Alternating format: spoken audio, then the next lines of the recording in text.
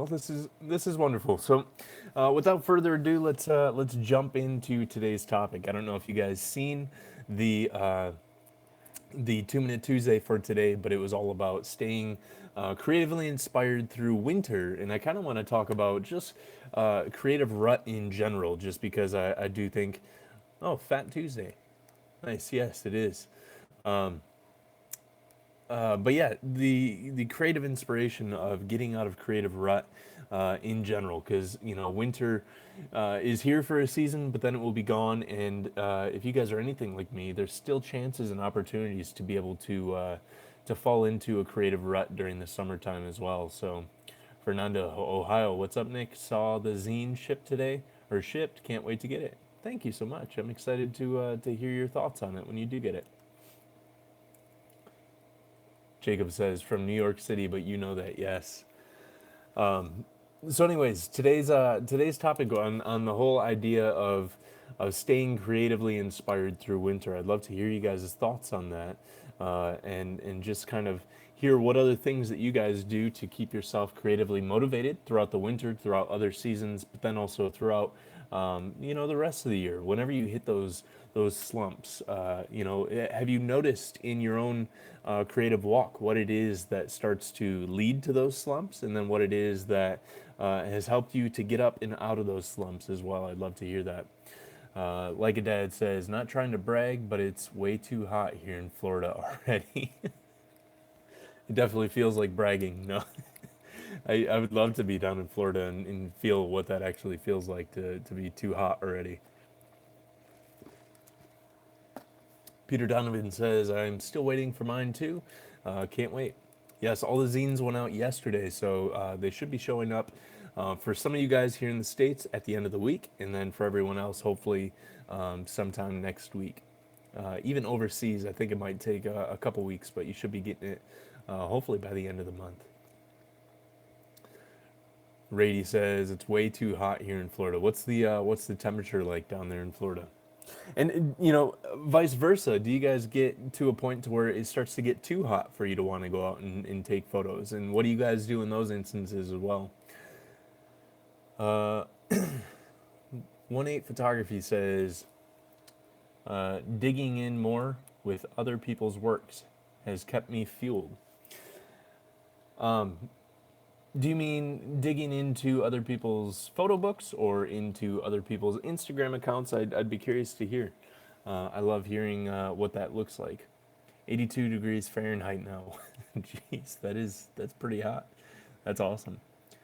When I'm in a slump, I find different art to invest in. David, what do you mean by that? I'm really curious to hear what other art it is that you're diving into. Are you working on paintings? Are you working on drawings? Or do you just enjoy looking into different arts and looking at different paintings and drawings and different things like that? Eduardo says, you finished the 3200 series? I have tons more 3200 shots. I kind of get old. I don't get old with posting things, but at the same time, I do think that maybe some other people might get old. So I like posting in like threes or sixes or nines on Instagram, and then as soon as I get to the end of that, I'll jump over to a different set for a little bit, kind of share those rhythms, and then jump back over into that kind of stuff. So there will be some more T-Max 3200 coming up soon. I actually shot one of my nieces. She had a birthday party a couple weekends ago, so I developed and scanned some of those rolls. It was all on T-Max 3200, and we'll probably be sharing some of those as well soon. Let's see here. Vladimir says, where can I find your zines? So all my zines go up on twostopsapparel.com. That's my apparel line. But then I also sell my zines on there just because it makes for an easy platform to sell the zines on. But currently all the zines that I have are sold out. So the two zines that are on there as sold out will be going into reprint soon. But at the same time, I'm working on my next zine right now. And I hope to start into the pre-sales of that one by early next month. Like a dad says, I did my street photography point of view videos, and my camera video will overheat. Oh, really? The what camera are you using for your videos? One of the things that I use is I have this older iPhone 5 that I use to just record all my audio into, but it still has a great camera. So I take the tripod mount that I have my iPhone 7 in right now, and then I put that on top of the camera, and I use that. Oh, old iPhone like you, nice. I see that. Interesting, and it overheats already. Wow. I guess I guess on hot summer days I have that issue as well. So interesting. Maybe a GoPro is better for those types of situations. Designed by MB. Hello, welcome. 1A Photography. This is Jason. Sorry, yes, I know that, buddy. I'm sorry. I should have used your name. Zines. Looking at other people's zines has really inspired me to up my game and actually make something. Nice. Zines are a huge, huge inspiration. Which, by the way, I got your zine in the mail today, and I have to let you know what happened. Something happened to it in the post, unfortunately. But at the same time, in the brief looking through it before I had to jump onto this, it looks amazing. So thank you so much for sending that over. Anthony says, I like how openly you talk about your faith. It's nice to see that in the artistic community. Absolutely. It's nothing that I hide from by any means. And I was actually talking to Jason a minute ago, who is also very open about his faith, on just how encouraged we are to find so many other Christian shooters out there in the film photography community. So it's fun to be able to connect on more than just film, but on faith as well. So Sean says, a good run usually helps clear the winter blues for me. Interesting. I'm not much of a runner by any means, but I could see where some exercise would definitely help to at least get the blood flowing, so that way you could start thinking in a new way. I like that. Brad says, it's summer here in Australia, and I can definitely say that being too hot is just as demotivating as too cold. Supposedly, or supposed to be 95 degrees Fahrenheit today. Jeez. Yeah, that's a toasty day. Um, I kind of I'm trying to think, because I feel like I might say this in two different, like I might say this different depending on what season I am in, but oftentimes I'd much rather be sweating on a hot summer day than freezing on a cold winter day.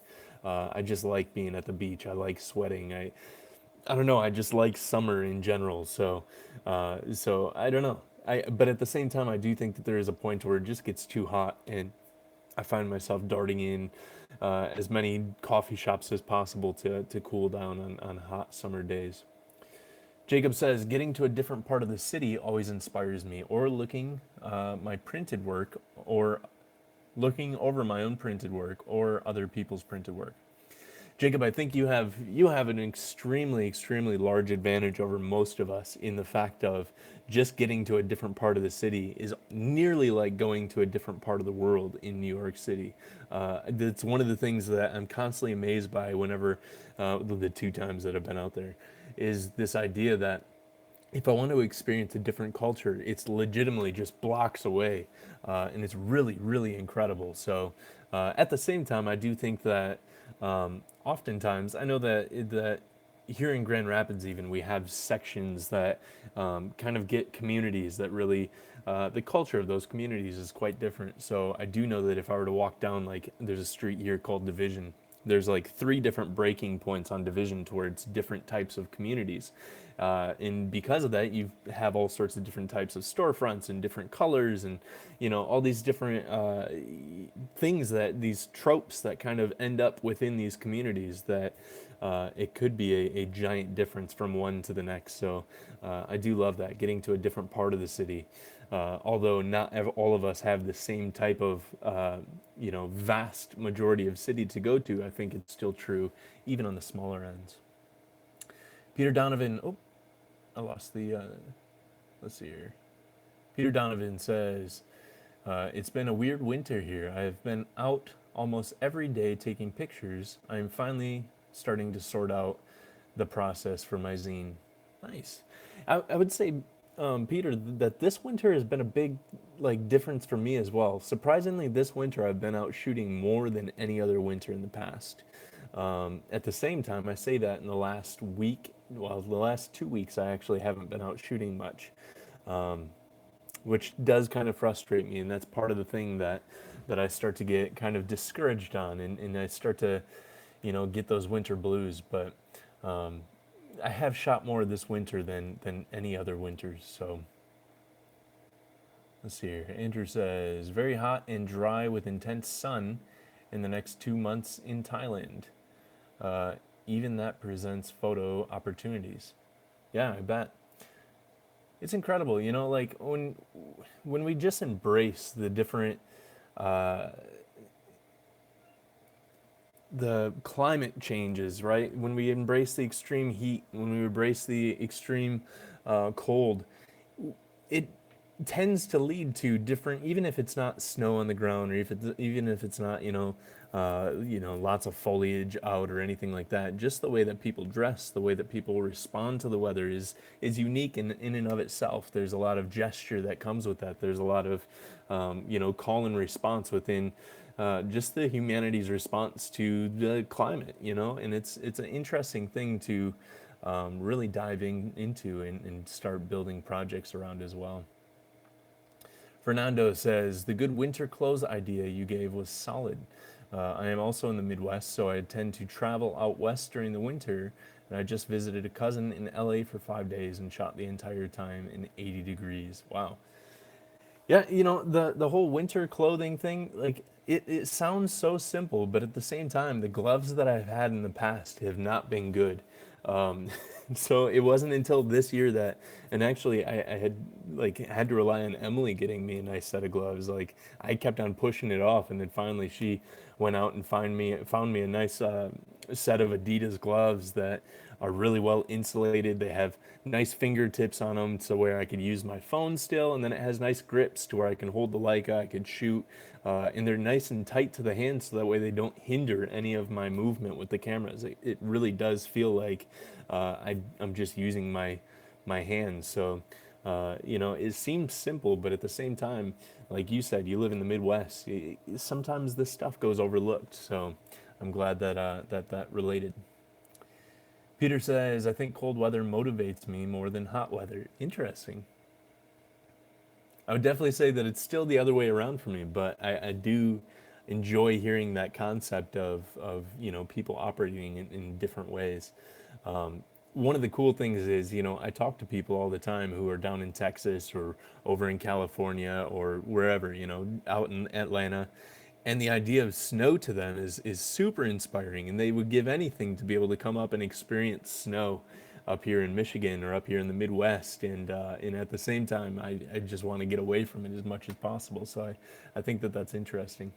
I talked to Kit Young quite a bit, and he's over in the UK, and there's a lot of cobblestone streets and these stone built buildings and these historical churches and stuff. And to me, that stuff is just amazing, and I could shoot that all day long, like any given day.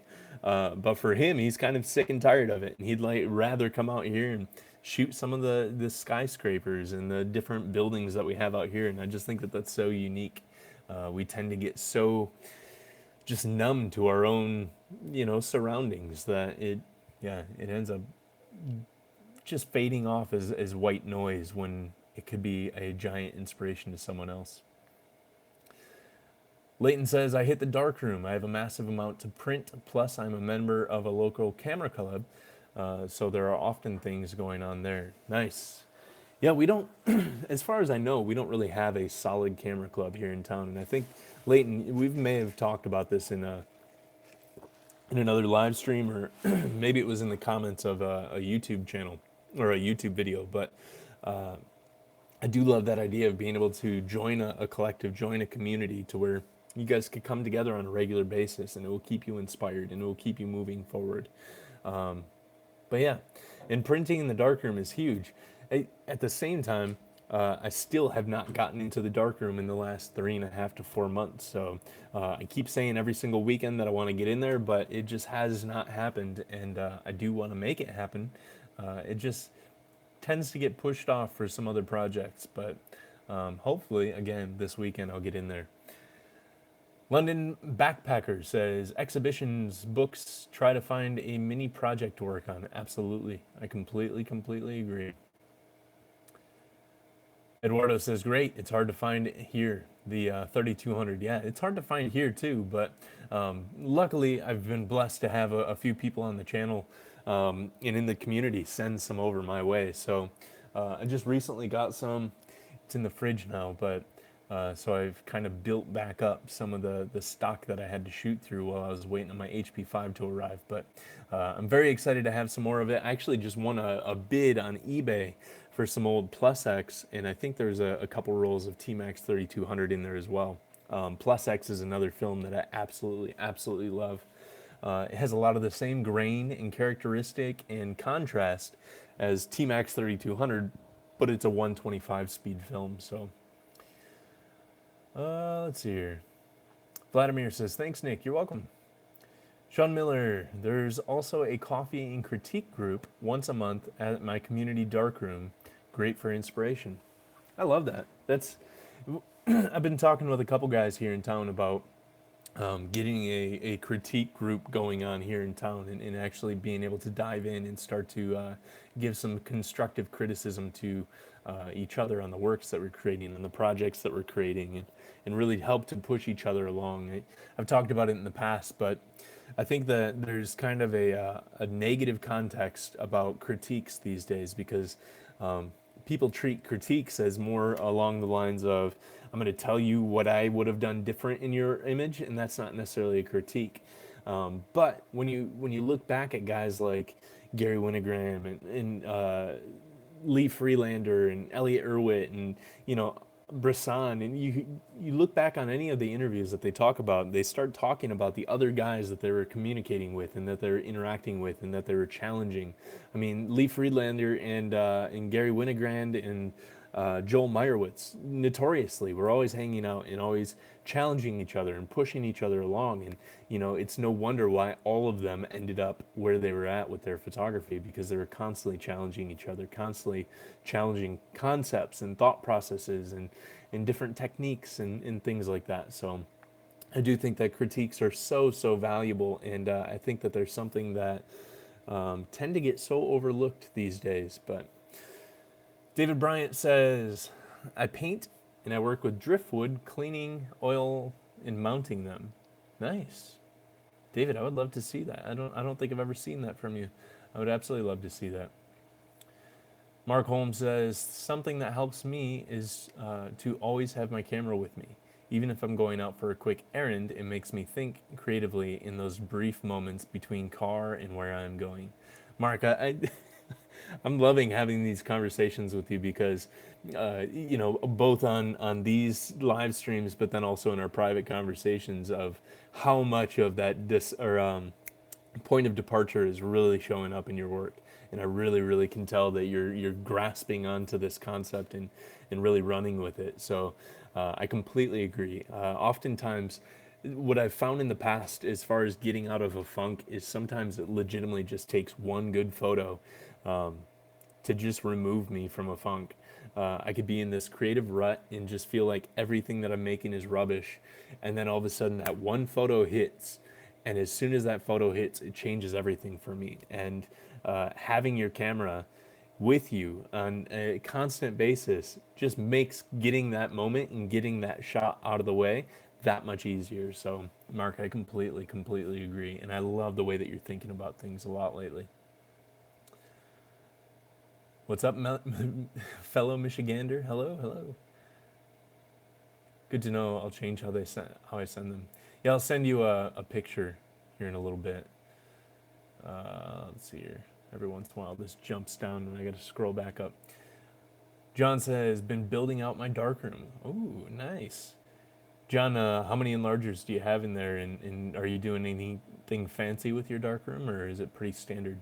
Design by MB says, thanks for the tips about staying creative during the winter time. You're welcome. Alistair says, hi all. Hello. Eduardo, I like the Portuguese waves, no matter the weather. Yeah, your waves out there are nuts. It's incredible to see. Like a Dad says, I really appreciate you share all your genuine experience as an artist. Most are trying to hide that side, especially here on YouTube. Yeah, the big thing is I I want to be as transparent as possible, and it's one of those things to where, I don't think that I'm the most incredible and talented artist. Jeffrey, what's up, buddy? I see you jumping on here. I'm not trying to claim that I'm the most talented and successful artist, but or even that I have giant amounts of success, but I have had some successes, and I've also had loads of failures, and I just want to be as transparent for you guys, so then you guys can hopefully learn from and be inspired by and encouraged by the different things that we're going through. So Rady says, if I try to go to a different part of the city here in Miami, I'll be stuck in traffic for 30 minutes, and it would almost be the same. Uh, I recently have been shooting while I'm stuck in traffic. Nice. That's an interesting, as long as it's a safe way of doing it. But yeah, that could be a super interesting series. I know that, is it Dan Winters that has, Jeffrey might know, he's a big Dan Winters fan and friend. But I think Dan Winters has a project where he shot it from the seat of his car. I just absolutely love projects like that. I believe Lee Freelander has one as well, and it can be extremely interesting. I think making the most of any situation that we end up in is a crucial part of just really doing interesting and unique things with our photography. If all we are looking for is the situations that we've seen everyone else end up in as well, then we're just creating the work that we've seen everyone else create as well. But when you just make the most of the situations that you end up in, it could really go in a really unique and different way, and I really like that. Daniel says the magic of Jerusalem motivates in every season. Israel in general. Interesting. I would absolutely love to make it out there and see exactly what it looks like and what it feels like to be out there, and just I mean, obviously the history, and yeah. So I could see where that'd be a huge truth. Like a dad says, I used to live in Northeast. I do get winter blue, especially with the gray sky, but I do miss that sometimes. Yeah. And it's one of those things to where I go through these spurts to where, I mean, part of the winter, I'm absolutely loving it because I enjoy shooting with gray skies. I enjoy shooting overcast. I enjoy shooting that unique light that you only get in that part of the time, the year, where the sun is setting low and it's kind of peeking through the overcast, and it just has this unique quality that you don't get anywhere else. I mean, it is a giant softbox in the sky. But then I completely understand what you mean when you just start getting sick and tired of seeing the same light every single day on the same subject every single day, especially when the same light is just flat light and there's no characteristic. I say that lightly because there is a lot of characteristic with flat lighting, but I think you guys understand what I mean. Jason says, I'd love to shoot our town in snow, but in South Carolina, our town basically shuts down if we ever get a sniff of ice or snow. The hill in my neighborhood keeps me boxed in. That's funny. I lived out in Virginia Beach for a while, and there was a time to where it had snowed for 3 days, but the accumulation of the snow was maybe an inch and a half. But the entire city shut down, and it was like an inch and a half for us is like a daily, frosting. It's we drive through that kind of stuff all the time, but out in Virginia, they don't know how to handle it. They don't know how to drive in it, and they don't have shovels anywhere, and they don't have a snowplow anywhere. So the entire city does shut down. I do understand that. So funny to me. People thought I was crazy just because I was going out to like, oh, I'm gonna drive over to the store and get something. They're like, you're gonna drive in this weather? I'm like, what? This weather? But then you get to the store and you realize the store is already shut down because none of them can make it into work. It's funny. Michelle Salgado, any relationship to Sebastio? Michelle says, I usually don't check the weather until I'm outside. Living in Chicago, I'll go to the nearest or furthest coffee shop I can walk to depending on how cold it is. Bonus, it's my cardio for the day. Nice. Yeah, I'm not really one to look at the weather. I'm the same way as I just figure out what the weather is as soon as I get outside, or Emily tells me what the weather is going to be. So I'm very much the same way. And if I lived closer to downtown, at least Grand Rapids, but if I lived in Chicago, I would probably do the same thing of walking as far as I can to a coffee shop and then walking back. I love that idea of just getting out there and pushing yourself into the city regardless of the weather. Jacinct says, "Hey, hello, good seeing you." Travis, what's up, buddy? I love the ideas of collectives and have been thinking about creating one sometime in the near future. I definitely think that you should do that. It's really, it is a very, very unique experience to be able to come together with other photographers and really get to collaborate on a lot of different things, whether it be a zine or whether it be just collaborating in thought process and pushing each other forward. So I completely agree. Delta Dave says, "Why is Fuji so hellbent on killing off their film stocks? They're swimming in cash." Yeah, I don't know. Um,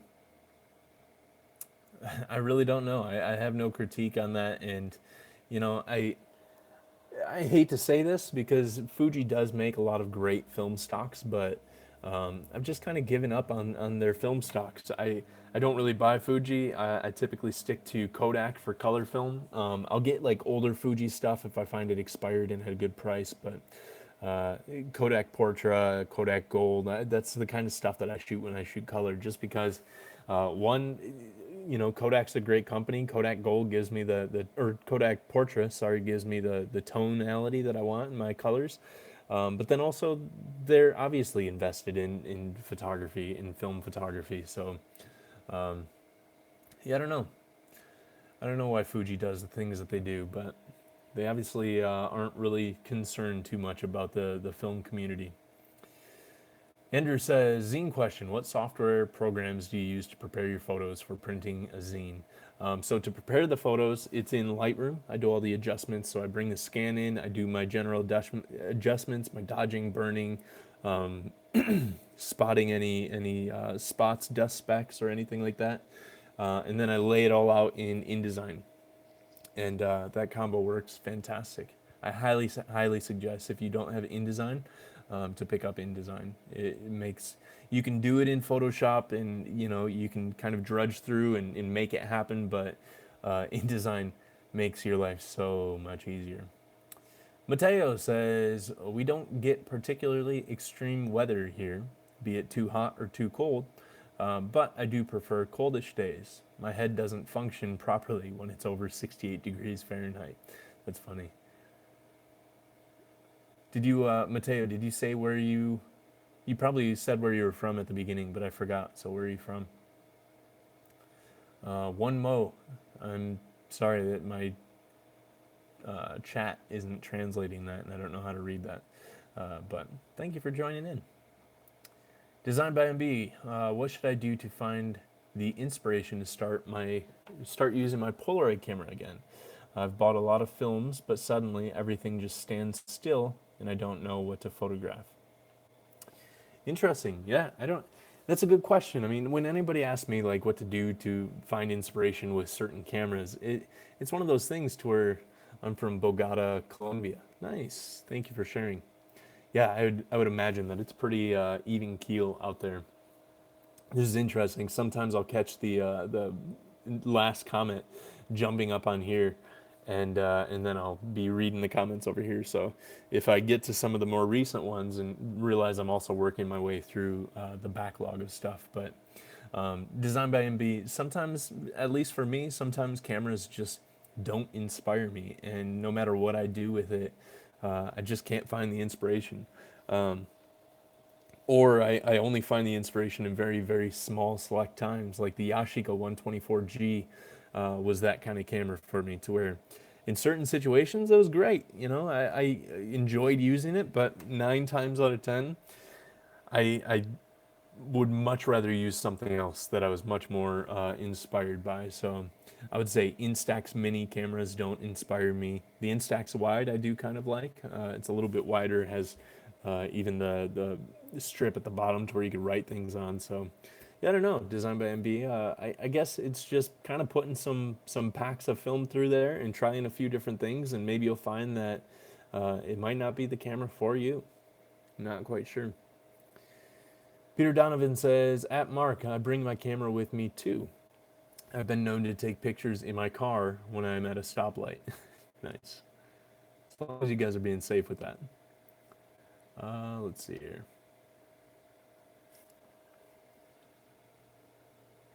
Thomas Nilsson, been a member of a local photo club since 2006. Have learned a ton from the old timers since then. Guess I am one of them now. To the new members, great to be a part of a group like that. Recommended. I absolutely love that idea and that concept of being in a group, learning as the up and coming photographer in that group, and then sticking with the group to be the old timer at some point to be able to help the next generation of photographers. I absolutely love that. So Thomas, thank you for sharing that. Mark says, "Oh, for sure, that one good photo thing is huge. There are some from this weekend that just feels like a huge relief." Absolutely. That's why I oftentimes say, to people that are talking about creative ruts and different things like that. And I have to say this to myself over and over and over again, but largely it is just getting out there and just continuing to move forward, continuing to press in, and continuing to maybe even make rubbish for a while. Because once it hits, it hits. And it can change everything in a moment. So Jan Smith says, good evening, everyone. How are you guys doing? Doing very well. Flavio, hello.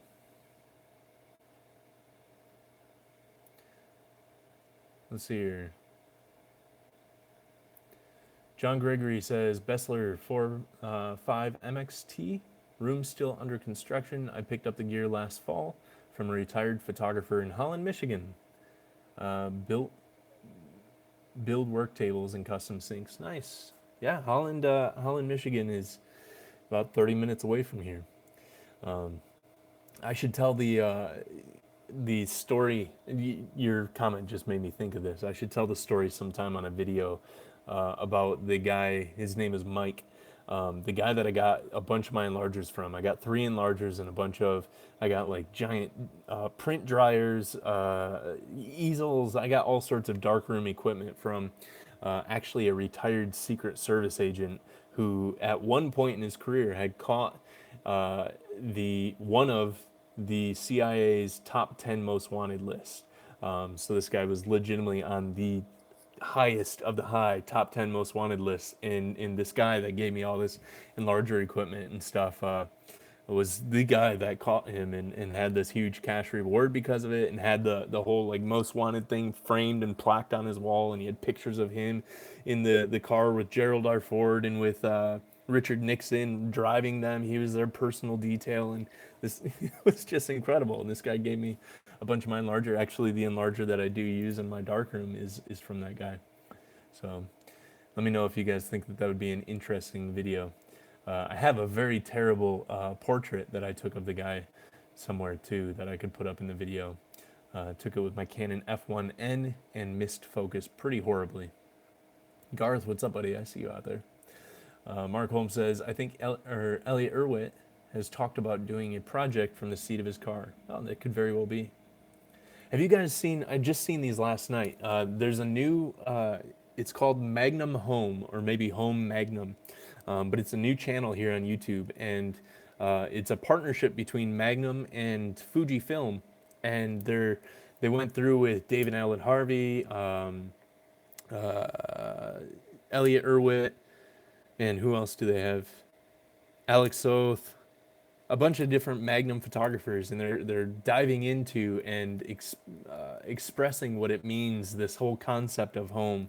And the one with Elliot Erwitt was amazing. I think the videos are just recent because at the end of each of the videos, it's talking about what I think is a exhibition opening up this year. So it says coming soon, 2018. But it's called, I think it's called Home. Oh, I actually have it open on the screen. It's called Home Magnum. There's one from Antoine Diagata, or however you say his name, but really, really incredible series. I was working through a bunch of those last night. So Jeffrey Sidora says, it's often the obstacles that lead to the most interesting work. I completely agree. And I think it's also, if you think of the idea of creative thought process in the first place, oftentimes creative thought process comes from the aspect of problem solving, right? Problem solving is one of the greatest creative expressions that we ever have, right? And finding ourselves in problems, finding ourselves with obstacles that we have to creatively work our way around, oftentimes does promote a great sense of creativity, a great sense of just inspiration, and being able to not only try and tackle the concept and tackle the issue by trying to get around it, but also tackling it and trying to get around it, but then also trying to maybe even push through it and plow through it with the camera and being able to really just dive in deep to something like that. I also find that a lot of that work is some of the most impactful and powerful, because oftentimes a lot of the opposition that we come across, other people are coming across as well, and being able to use our camera as a force of change and a an active force of trying to at least bring recognition or comfort or anything like that is typically found within the sense of tackling opposition and obstacles. I always forget to take my camera out of the vehicle, so I take the mechanical Nikon F with eye level viewfinder and 55 f3.5 macro. Love Acros, yes. Acros is amazing. It very much is. Ted Vieira is he and I have been chatting a little bit more on Instagram, and he's really gotten me thinking about trying out some Acros and pushing it. I just absolutely love the results that he gets from pushing that film stock. So Jacob says, shooting from my car was a large part of how I shot when I first lived in Mexico City. Just happened to be where I was and felt comfortable photographing. Nice. Jan Smith says, how do you get over shooting one city all the time? I'm always stuck downtown West Palm Beach, Florida, and I feel stuck at this point. I think Ted is going to be on an upcoming process driven. Nice. That's exciting. I would love to hear that. Mainly just because his voice is just so cool. Yeah. I don't even know how to do his voice, but it's amazing. That's awesome. So, shooting one city. Yeah. I'm reading it in his voice now. That's so amazing. Jan, really just pressing into a city. You know, I've shared this a little bit in the past, and I keep talking. Like, I just need to make this video happen because I want to talk about this exact same thing on a video, to where it's really about diving into a conversation. I love having a conversation with the things that I'm photographing, and photographing Grand Rapids now for 8 years, and really just pressing into photographing Grand Rapids now for 6 years. My first part of photography was starting out in Virginia Beach and everything. But anyways, so photographing it for years and years and years, there was a point to where I started getting just sick and tired of the city and just seeing the same buildings over and over and over again. The nice thing is Grand Rapids is also in a constant change, and there's new buildings going up and buildings getting torn down. But even apart from that, I started thinking about things in a conversational level, and we've talked about it a little bit in the past, and I know that I keep bringing this up, but it's a lot of how I think about this kind of thing, is going, if I were to have a conversation with Grand Rapids, sometimes it takes having the same conversation over and over and over again to be able to break through the barrier that was just that conversation. Then all of a sudden you hit a new point to where you find the breakthrough, because that person or that subject that you're conversing with so well that when it offers you something different, or when something different pops up, you recognize it, and you recognize it right away, and you're able to capture that. And now you've went from just a standard conversation to a place of intimacy. Now you've discovered something that you didn't discover in the other 100 or 200 or 1,000 conversations that you had with it. But because you had all those conversations, now that thing has just gripped you in a way that maybe the first conversation did, but it took that other sense of conversing. Hopefully this is translating well, but the idea of, I have about 3 different routes that I take through the city, and I see the same buildings over and over and over again. But seeing the same building with 1,000 different types of lighting on it, and then that one time there's that one bit of lighting that has never been on there before, that you have never seen, and it all of a sudden illuminates something different. And now in the conversation, you've just taken a step further, and you can give weight to that. You can give recognition to that. Um, and it's okay to walk through the city and not shoot. Jay Maisel talks about he lived in Soho and lived a couple blocks over from Little Italy over in Soho, uh, and he went out every single day and captured that area every single day and captured New York every single day. And there was days where he went out and didn't take a single shot, and then there's days that he went out and took 50. There's days that he went out and took 3,000. And it's just these things of I do think that there's an importance of pressing into a city over and over and over again, and it's just a unique way of being able to hone in. So yeah, I'd love to hear what you guys think on that. Leighton says, sorry guys, I have to go. Have fun chat. See you all soon. See you, buddy. I think you probably already left by now, but if you watch it back later on, you know that I've said goodbye. Rady says, yeah, I've been complaining about shooting on the car, but I've had to embrace it lately because it's one of the only times I have to shoot.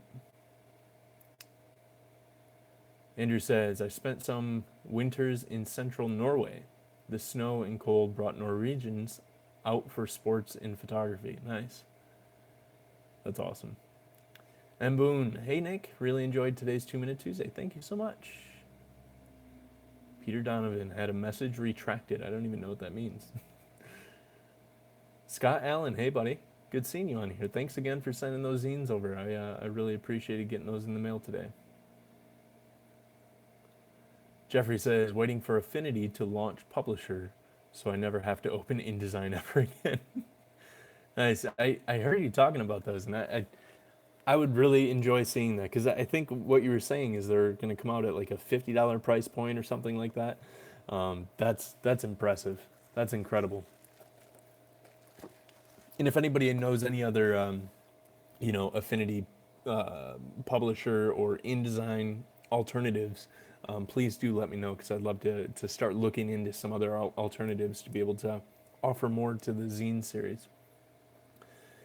Jake Hall says, any thoughts on the upcoming Instax wide folding camera from Mint? Fully manual control, looks great. It does look awesome. I seen it in Take's video on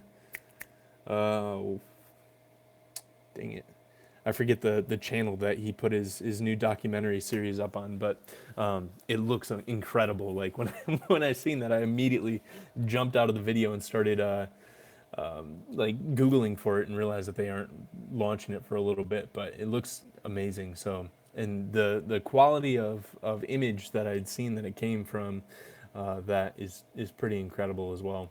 That's the one thing that Fuji is doing amazing at, is the Instax film is really, really incredible. The colors are on point, and when I've seen guys shooting them in large format cameras, and when you move away from just the Fuji Instax camera and you actually have creative control with depth of field and different things like that, you can really produce an amazing image.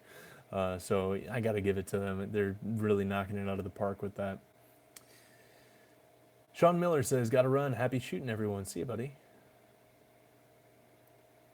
Rebased. What's up, Nick? Enjoying the content. Thank you so much. Trav. Jake Hall, I'm excited about it. I can't wait for it to come out. Yes. Hey, Hannah. Hey, good seeing you on here. Thomas, it's great fun. Helped a new member in our club, Darkroom, through the process of printing her first prints the other day. Cool to see the excitement on her face when the print appeared in the developer. I bet it's a feeling that never goes away. I absolutely love watching my prints come to life. Scott says, we have quite a few very active members in the North Texas Film Photography group that meets up the second Saturday of every month. Very inspiring.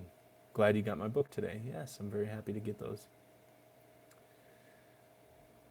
Mark says, yeah, the Magnum Home finally had some of the work posted on the Magnum website. I've been waiting forever for that stuff to come out. Yeah, oh wow.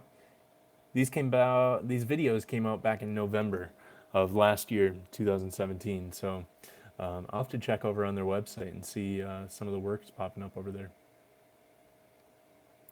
Yeah, it shouldn't have taken so long. It was all shot digitally on the. Were they using? Does anybody know? I wasn't paying too close of attention. Um, it looked like they, excuse me, they might have been using the large format Fujifilm. Is that the XD1 or something like that? Let's see here. I push acros to 400. It doesn't do much after that. HC110B, 10 minutes. Interesting. I'll probably, I want to just push it to like 12,800 and just to see. I always take it when anybody ever tells me like, oh, it won't push anything further than that. I always take it as like a challenge. So if you guys ever want me to try something, I always, yeah, just challenge me in that way. Like a dad says, DT West Palm, not a bad place. I went to Worth Ave last year and got some decent shots. Nice. Anyone have examples of Fomapan 400 pushed to 1600? Interesting. I've never seen that myself, or I've never pushed it myself. I've never shot Fomapan myself, but I'd be curious to see as well. Wes says, I try to set photo goals year-round and pursue them regardless of season. Sometimes it's like forcing a square peg into a triangle hole, but being adaptable leaves the creative door wide open. I completely agree. Yeah, you know, and I love the idea of giving ourselves like creative goals or creative assignments, you know, and I think I might have brought it up last week, or maybe I brought it up in a different live stream that I did, but there's a quote, and I really need to look it up because I've been quoting it quite a bit lately, but it's from someone from either Magnum or maybe like Nat Geo or something like that, but it's the idea of give yourself the assignment that you want somebody else to give you.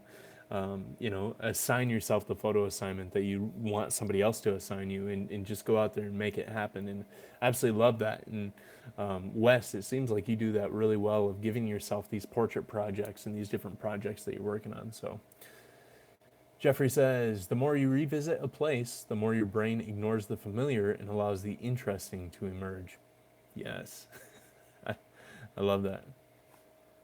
I do. I think the more like, because the big thing is, you know, a lot of us, at least myself, I I kind of refrain from taking the same photo over and over. And then at the same time, I say that, but now I'm thinking about photos that I have taken over and over and over again in different lighting situations, and just kind of finding, because sometimes, you know, I took the photo, but I didn't like the photo the first time around. But anyways, oftentimes I try and avoid doing the same type of imagery again and again and again, even though I document chairs all the time and that kind of stuff. But I try and do it in different ways and unique ways. And I think the more familiar we become with something, it does allow the interesting to emerge. But then it also, you know, we, unless we allow ourselves to get complacent with just shooting the same thing, it just, we're forced to think in a different way. We're forced to approach in a different way, and we're forced to start changing like our thought process and our mindset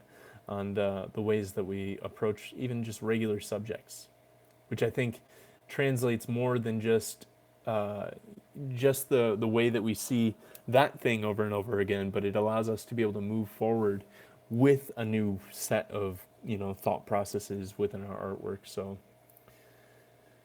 Lucas says, hi Nick, thank you for the videos. I'm going to try and make my own zine. Pretty excited. That's very exciting. I'd love to hear about that project. Garth says, I got post from Jacob today and there is no zine. It was just an empty envelope. I heard about that. Sorry to hear that. I'm sure he will take care of it. Let's see here. Marvin, do you think I should sell my Instax Mini 90 for a 1-step 2? I mean, that's another question that I can't answer for you, you know? If you love the Mini 90, then keep it. You know, if it's something that you haven't shot in a couple months or 6 months or whatever, then sell it and see if the 1-step 2 will work for you as well. You know, I don't really meddle in people's concepts of them buying or selling cameras, unless it's a close friend and I you know them to a certain degree. So Hannah says, sorry for being so late. No, that's fine. No worries. Marvin says, I'm not sure though. Yeah, I mean, if you can get into a store that has the 1 step 2 around you and try playing with it and see if it is something that you'd enjoy shooting, then, try and get your hands on one and see if it's something that will inspire you first and foremost. My big thing with gear, and we've talked about it in the past, so I'm going to keep this super simple, is I believe in investing in gear that's going to inspire you to get out there and create. Everything else is just fluff, and I'm not about collecting gear, even though if you see there's a bunch of gear on the shelf back here, but most of those cameras are broken anyway. Let's see here. JHO. Is it Joe? Is that still how you say your name? I'm not sure. Your last video really means a lot. Currently in a creative slump due to miserable winter conditions here. Thanks for all the tips and your support to the community. You're very welcome. I'm glad to hear that it helped kind of push you out of, hopefully, I guess you didn't say that. Maybe you're still in the creative slump, but hopefully it helped to push you out of that creative slump. Let's see here. Jan says, I've just started shooting Fuji Acros 100. It's really smooth film. Yes, it is. It's like buttery smooth. I think I'm only going to use it for my Mamiya 645 camera. It's even more smooth when you're shooting it in medium format. It gets incredibly, incredibly, like, the tonality is just like if you took whipped cream and just smeared it all on a photo. Garth says, I've got my zine down to the final images. Now just need to take it down to the printers. Nice. That's exciting. Oh, that's what you mean. Jacob says, Garth, what are you doing here? Shish. I see. Hannah says, I love today's 2-Minute Tuesday. I made quite a few notes from it on my phone, so I've got more ideas of what to do with being stuck indoors so much, but still pursuing my photography. Nice. I didn't even think about that. I guess it really does play into to that aspect as well. So that's cool. Nice. I'm glad to hear that was inspiring and came off that way. Garth says, it's taken longer than I expected. Yeah, these zine projects tend to take me longer than I expect to. I always kind of throw ideas out there and throw timelines out there for the community, and it's more of a suggestion than anything. I need to start buckling down on the timelines that I give myself. Thomas says, self-assigned projects are pretty cool. Doing my second 365 project this year. It's great fun to come up with a new pick every day for a whole year. I honestly, I'm a firm believer in the strength and power of a 365 project.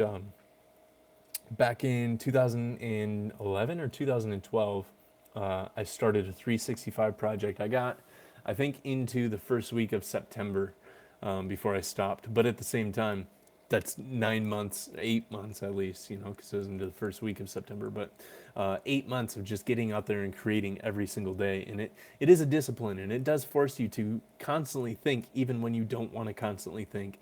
That's one of the things that I love about the 2-Minute Tuesday is it constantly forces me to really think through a lot more of my artwork, think through a lot more of the things that I'm wrestling through, the things that I'm struggling with, or the highlights that I'm experiencing. And it forces me to be aware on a weekly basis, whether I feel like it or not, if that makes sense. And I don't mean to say that in any kind of sense of I don't enjoy these. I absolutely love these. And that's part of the reason why I love it, is because it forces me into having to think intently, having to think deep on a lot of these things. So I completely agree.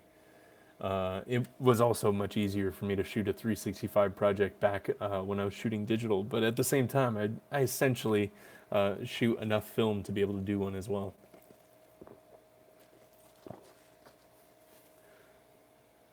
Like a dad says, sorry, gotta run. Kids are home. Thank you for another great session. You're very welcome. Thank you, Lucas. Yes, David Allen Harvey. I should have known. I was just watching this video yesterday.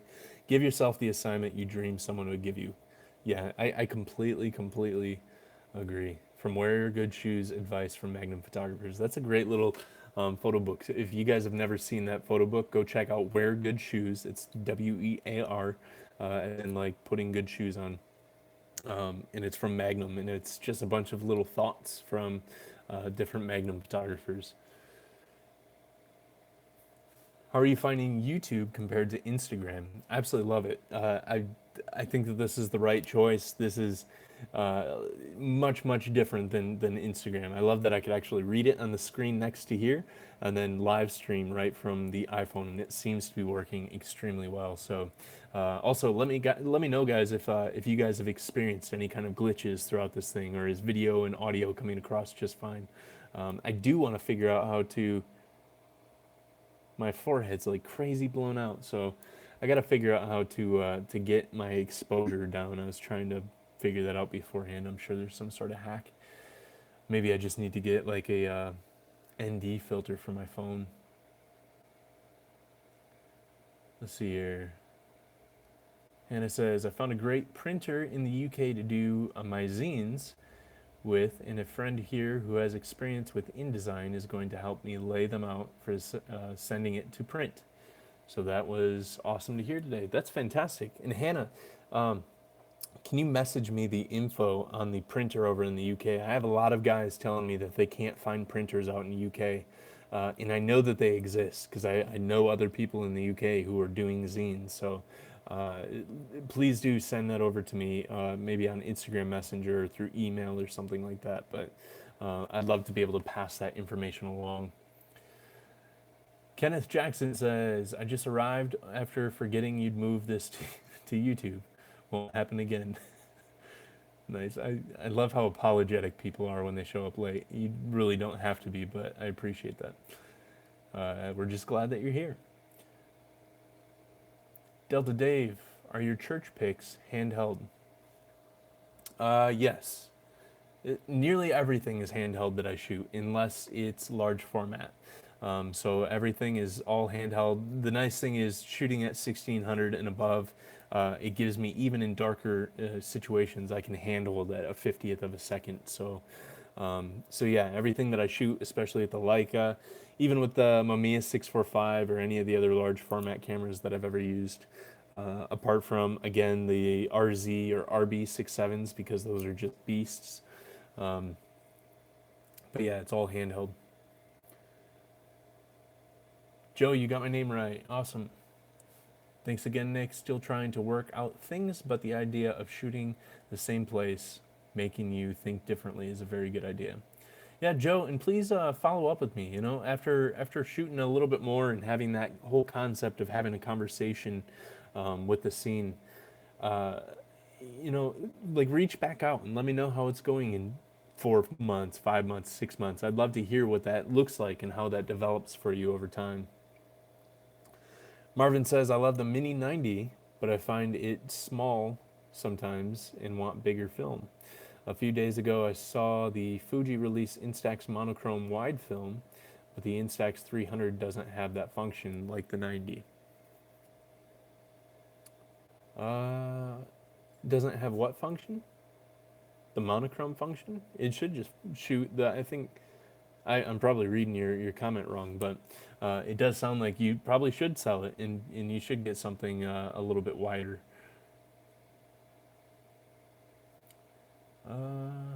The Atheist Delusion movie, 2016. These people, I love when spammers show up on. That's probably one thing that that I'm gonna have to get used to here on YouTube Live is spammers jumping on and just leaving whatever they want. How do we treat our parents? Question mark.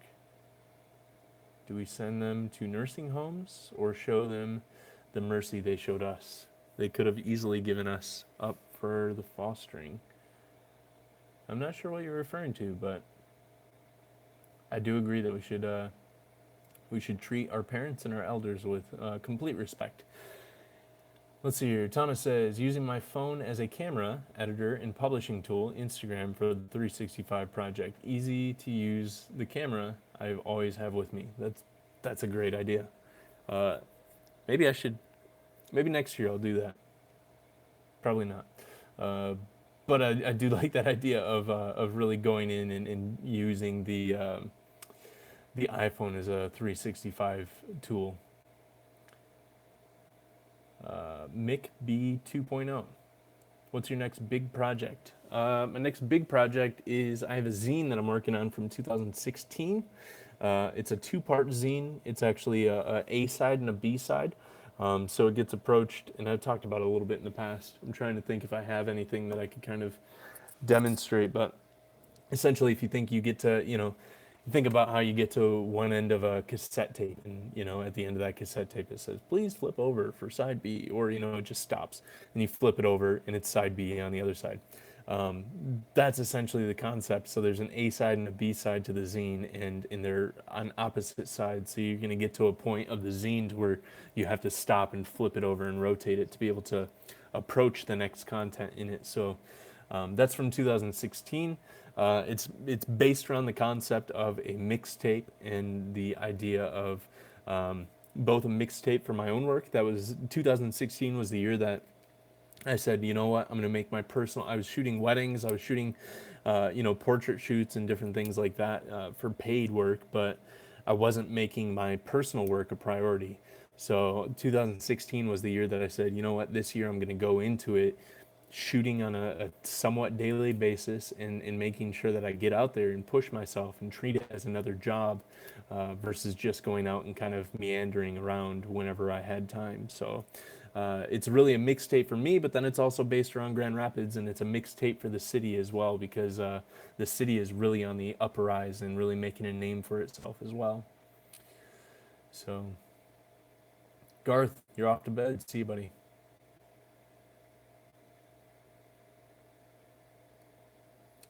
Peter says, I was just going to say that you are a bit blown out, but it's way better on YouTube rather than Instagram. Yeah. I don't know how to, maybe if I, hold on. I'm going to try, I have a softbox up here, and I'm going to try unscrewing one of the bulbs and see what that does. It still blows me out. I don't know. I think it, yeah. I think it just is misreading some of the, and actually, it gets worse. Let me try and screw that back in. Yeah, that just gets worse. Anyways. I much prefer YouTube to Instagram. Nice. Yeah, I think so far the interface, the experience, everything has just been, so much more intuitive. Anyways, Jacob, I see that you're taking off. See you, buddy. Thanks for jumping on here. Eduardo says, Jazzman, I need to go now, but you guys stay, because this dude is a thinker. Keep on rocking, Nick. Thanks, buddy. I appreciate that. I definitely am a thinker. This is one of those things. Travis says, my newest zine took a year for it to go from concept to a physical item that you can hold.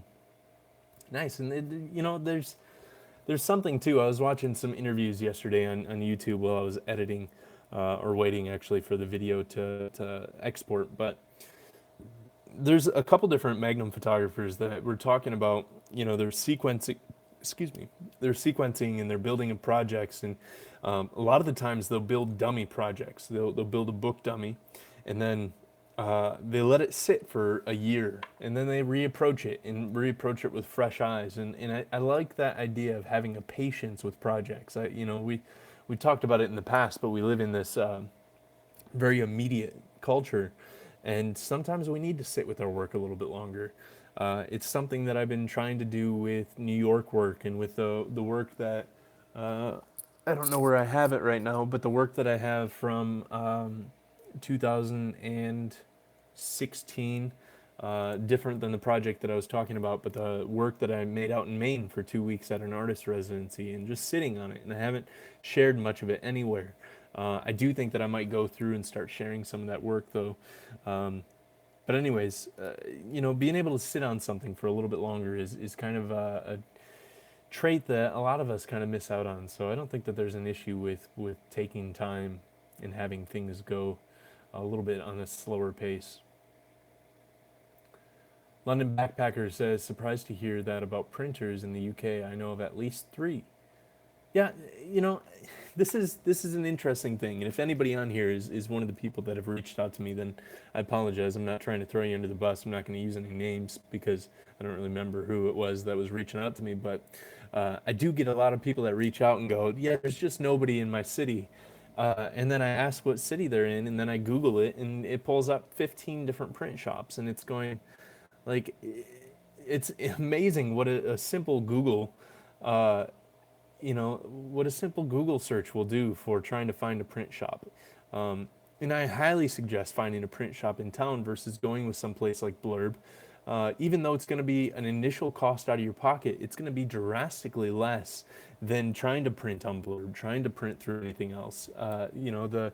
The My Kind of Town zine I printed for $3.25 a book. In the Sketches of Light zine I printed for $1.75 a book, and it's like I can't get that on Blurb. You're easily $15 in unless you buy 100 copies, and then you get like a 10% discount, which is only $1.50 off, and you're still at $13 to $15 somewhere in there, and it's just going like the 2 seconds that it takes to find a search, and then the 10 minutes that it takes to send out a couple emails to get some quotes.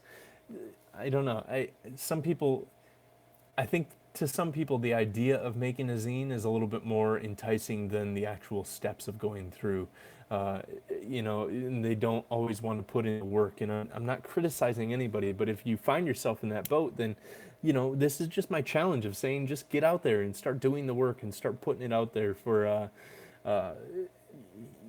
just getting a project done, getting it done. You're going to be much more rewarded at the end of the project than you are sitting on a project that never comes to fruition, if that makes sense. So, the zine idea in your head is doing nobody any good just living in your head. I'd love to see it. I'd love to hold it. I'd love to purchase one from you. So, gotta go get my missus. Thanks for a great talk. Thanks, buddy. Good seeing you, Jeffrey. Have you seen, and I just got to your question, have you seen the new Kodachrome magazine? I haven't seen one in person, to answer your question before you take off. I think he meant the Instax Wide 300 doesn't have as many features as the Instax Mini, multiple exposure, self-timer, etc. Ah, that could be.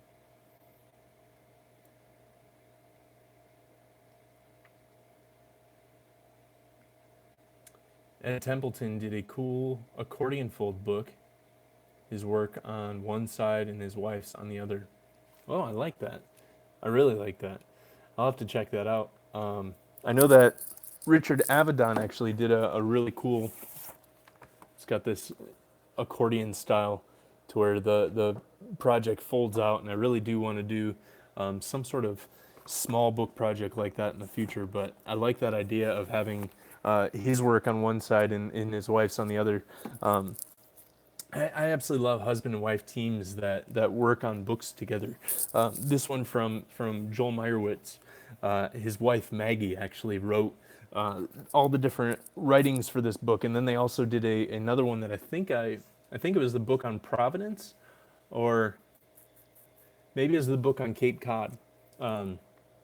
But they no, it was on Providence, and I think I just recently purchased that one because I really want to see it. But they actually collaborated from start to finish on that project, and I absolutely love when husband and wife work on projects like that. So Emily and I have been talking about maybe doing some sort of uh, project like that.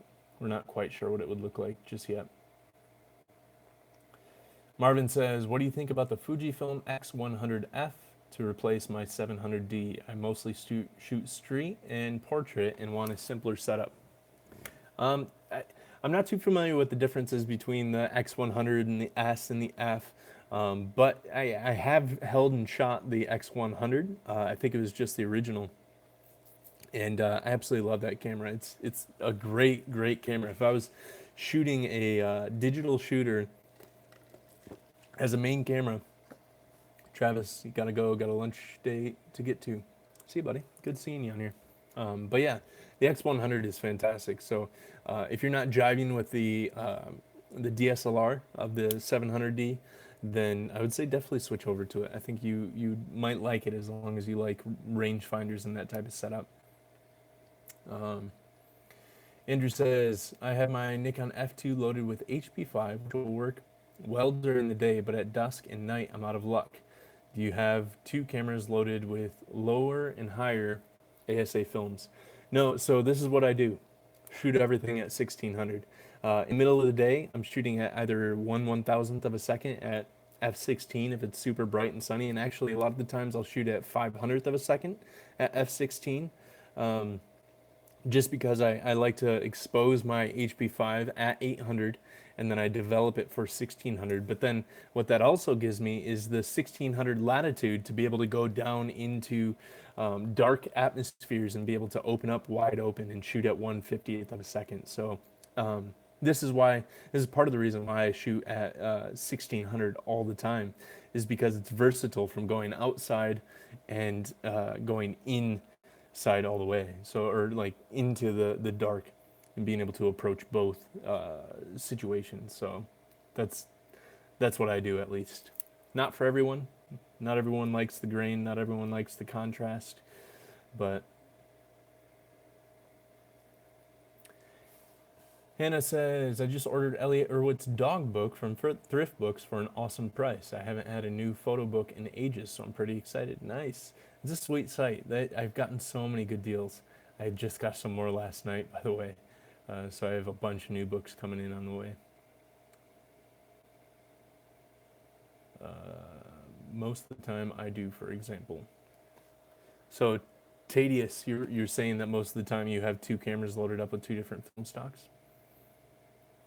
Whiskey OG, what's up? Peter Donovan, do you keep all the pictures the same size when printing them for zines? You mean, so are you asking like within the zine, are they all the same? I don't, actually, let me reach down here real quick. All right. So this is the original, like My Kind of Town zine, and you'll see. So there's some. Let me find a good example that will show up. So there's some images that are full border, have nice borders all around. Then there's some that are full bleed. Um, in some cases, I have the same size. So this is all black throughout, but they're the same size image. They're laid out differently on the page. Uh, then I have some full page images, and yeah, so it really varies throughout. I love sequencing and I love building storylines through the use of composition within the book layout, and having larger images that play off of smaller images and vice versa, and having full page images and then going from dark to light. And when I'm building a project, it's really built around a concept or an idea, and I think very intently on it.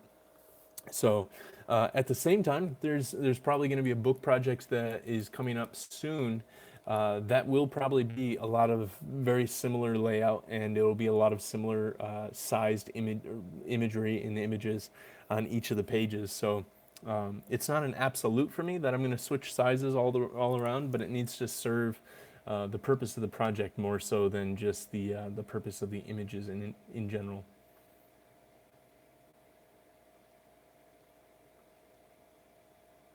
Let's see here.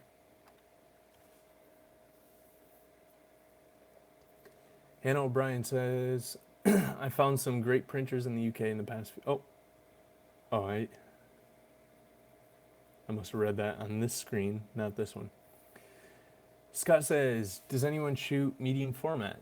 If so, do you know of a good backpack that can carry a camera such as a Bronica with a prism?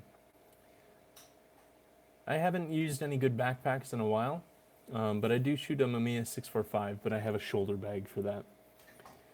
London Backpacker says, local is always best as you can chat to them and work with the printer to achieve a good product. I completely agree. And being able to choose papers, being able to choose print style, because there's a bunch of different ways of printing in general, which Scott was telling me about earlier today of his zines, and going through Blurb and having the two different print styles look completely different within these zines. So being able to really work through and just go through and be able to see a hard tangible copy, being able to drive over and talk to people face to face, it's so much better to be able to dive into that. John Wilkinson says, sorry I came in so late, would have enjoyed the conversation. Well, the nice thing is this will be up on the channel, you know, probably an hour after we get off the call, so you'll be able to catch up on some of the conversation before that. Let's see here. Andrew Griswold, or Chriswall, Chris Quish, Andrew, sorry, I'm reading the Griswold because the Griswold family vacation series. Anyway, thanks, Thaddeus Platchy. What about using, say, a 3-stop ND filter as an alternative? For outdoor shooting, you're saying?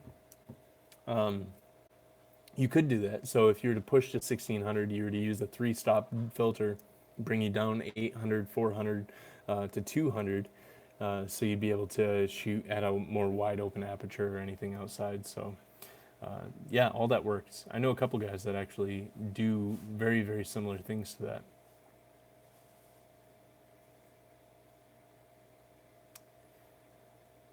Let's see here. Andrew says, sorry, Nick, my YouTube froze in the midst of your answer to my question. No worries. Hopefully, I don't know if you were able to hear any of it. Let's see here.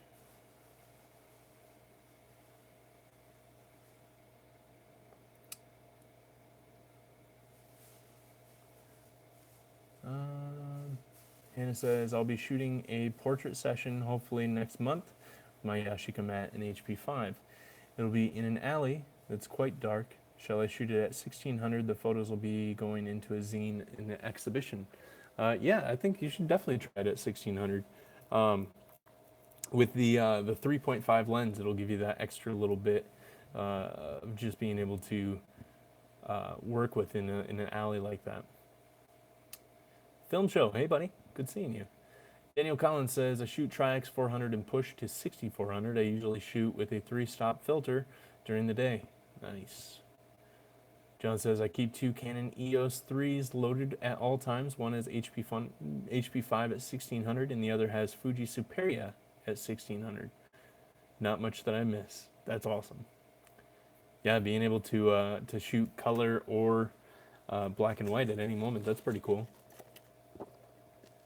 And I like that they're both at 1600 because then you don't have to, you know, convert. And oftentimes what people do is they'll shoot their HP5 at 1600 and then have a 200 speed color film in another camera. And it's like, my mind just doesn't split that way. Being able to shoot both at 1600 is crucial. Brad says, hey Nick, which is better for providing images for a zine? Scanning film negatives or scanning the darkroom prints? I think either or can work out perfect. I know a lot of guys, so with the all format zine, I won't pull it out, but with the all format zine, I know that a lot of those images are actual prints that were scanned in. And then for all of my zines so far, it's all been the film scan on the Pacon or the flatbed and working off of them that way. So I don't think that there's a right or wrong way to do it. It's just whatever way works best for you. If you already have everything printed out and dodged and burned and everything to your liking, then just scan those prints in. If you haven't gone through that and you want to just scan it in through you know, a scanner or even with your iPhone, there's no right or wrong way. That's the beautiful thing about zines is however you use to make it. I mean, this zine, it's a 6x9 zine and it was printed with actually really crappy scans. I mean, it was scanned with this little Epson 3170. Yeah, this Perfection 3170, which is a very old scanner and does terrible. But at the same time, it worked well enough. So the nice thing about zines is they aren't supposed to be perfect. Finally got an M-mount Leica. Nice. Which one did you get? I think you actually, did I see? You just got an M3, was it? I don't know. Maybe I'm thinking of somebody else. But how are you guys liking this format? Have you guys noticed any kind of difference within the format here to the format over on Instagram Live? And how are you guys liking this? I'm really looking forward to diving more into this. The nice thing is we're already 84 minutes, 85 minutes into this thing, and it didn't kick us off at an hour. So this could also be a very dangerous thing. I'm very long-winded, and I'll continue going on if if it allows, but. We'll probably cut this off here in a minute, but I would love to hear you guys' thoughts before we take off. Sadia says, on topic of cameras and film speeds, while shooting something important, I carry M2 with a Nikon or with a, 21 millimeter lens, then a Nikon FM2 with a 35 millimeter lens, and I usually finish with any rolls before dusk. Then I go for 1600 or 3200. Nice. If that I absolutely love when people find a system that works well for them, and a process that works well for them. For me, I just keep 1600 speed in all the time, unless I'm going into an extremely dark situation. Then I'll push it even further. But yeah, sorry, I'm trying to read at the same time I'm talking, but. I absolutely love that. It sounds like you have found a fantastic system for you. Film Show says, got an M1 since I zone focus 99% of the time and cost me $0. That's fantastic. That's exciting. Michelle Segato says, I really like this format. I'm listening to it while I drive home. Nice. I do like that. I've had a lot of people say that they prefer YouTube because they can put it on in the background at work or anything like that. And then, for anybody that has unlimited data, you can just kind of throw it on in the background while you drive home or ride the transit or anything like that. Brad says, my only issue with YouTube Live is I have trouble finding people from the chat to follow on Insta because of having different usernames. Other than that, the format is perfect.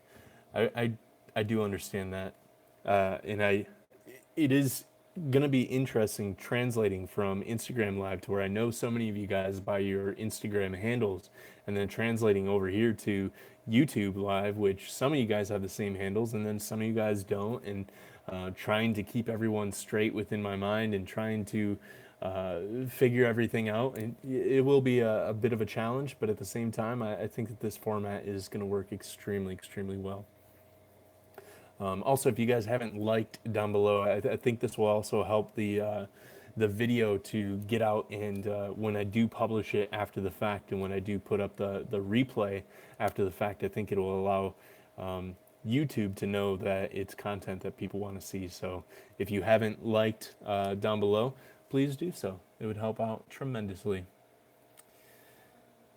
Enjoy the YouTube Live much better. I've got to go and prepare dinner. Everyone, your woman good, especially tomorrow. Everyone treat your woman good, especially tomorrow. Peace and blessings. Thanks, buddy.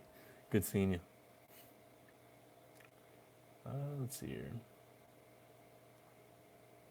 Andrew says, my challenge is to bring with me to the house, or to my house in a rural northern Thailand, only my Nikon F2, 50mm lens, and HP5. I shall be here for 2 months. Certainly a different photo environment than Bangkok. Yeah, I bet that's probably a giant difference in environment, but I think that setting or that setup will serve you extremely well. You could do a lot with that setup. Marvin says, I really appreciate the live stream here on YouTube because I can watch it on my PC. Thanks for the tips. You're welcome. Better than Instagram. Awesome. Although a little longer. Yes, it is. Although to be fair, with Instagram, actually 90 minutes. So that's okay. Yeah, hour and a half so far. John Wilkinson says, yeah, my handle on Instagram is Photo Impact. I need to change this, but it's what I started with. Nice. Photo Impact. I don't know that I knew that was your handle over there. I've always known you as John Wilkinson here on YouTube. Andrew says, perhaps we should provide our Instagram handles here. Yes, please do. Everyone throw your Instagram handles up so that way you guys could follow each other. Oh, my beard's starting to, or my mustache is starting to grow to a point where it's like tickling my nose. So I'm sorry for itching my nose so much, but I just have this tickle. Let's see here. Well, in winter, I do everything at 1600, then I stand develop in 1/100 Rodinal. Nice. I've never done a Rodinal development nor a stand development like that. Also, I love you put yourself and your art out there to share. I really want to do something like this too. I think you should. You definitely should. Nice. All right, so what I'm going to do is I'm going to allow, that sounds really weird. I'm going to give some time, is what I'm trying to say, for you guys to share your handles. A good thing for you guys to do could be to screenshot some of these handles and then go check out everyone over on Instagram.